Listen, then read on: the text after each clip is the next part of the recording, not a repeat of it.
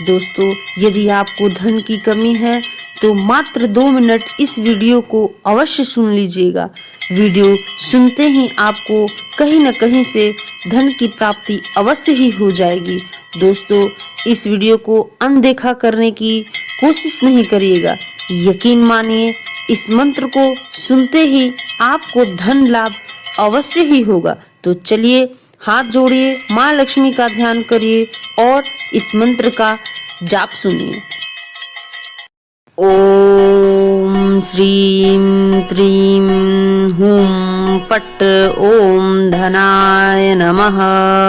ओम श्रीं त्रीं हूं फट् ओम धनाय नमः। ओम श्रीं त्रीं हूं फट् ओम धनाय नमः। ओम श्रीं त्रीं हूं फट् ओम धनाय नमः। ओम श्रीं त्रीं हूं फट् ओम धनाय नमः। ओम श्रीं त्रीं हूं फट् ओम धनाय नमः। ओम श्रीं त्रीं हूं फट् ओम धनाय नमः। ओम श्रीं त्रीं हूं फट् ओम धनाय नमः। ओम श्रीं त्रीं हूं फट् ओम धनाय नमः। ओम श्रीं त्रीं हूं फट् ओम धनाय नमः। ओम श्रीं त्रीं हूं फट् ओम धनाय नमः।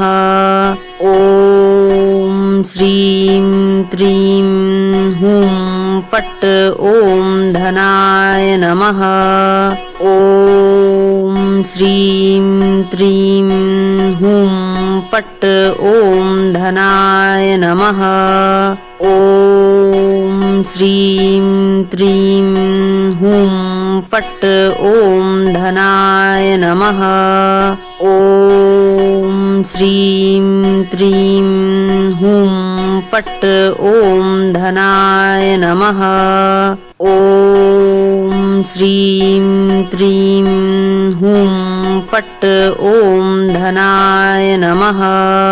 ओम श्रीं त्रीं हूं फट् ओम धनाय नमः। ओम श्रीं त्रीं हूं फट् ओम धनाय नमः।